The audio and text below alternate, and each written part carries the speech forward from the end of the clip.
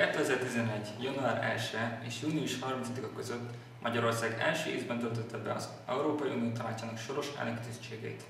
Magyarországnak ez az időszak igencsak fontos volt, mivel ez alatt az idő alatt nyújtott teljesítmény meghatározza a tagállamról alkotott képet, és ekkor érték meg igazán ezt a bonyolult döntéshozatali mechanizmust.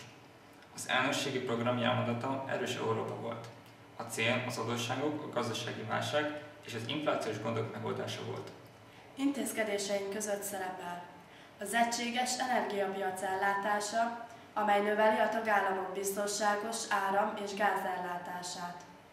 Kialakítottuk a 2014-es évtől érvényes agrárpolitika elveit. Az Európai Bizottság elfogadta az általunk kidolgozott roma stratégiát.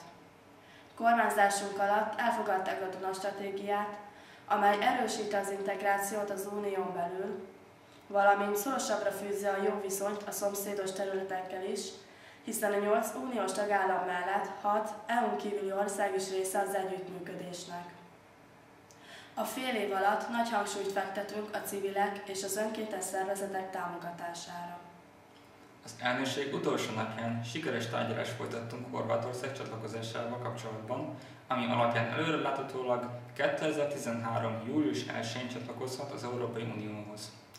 Eredményes kormányzást kívánunk a soron következő lengyel kormánynak.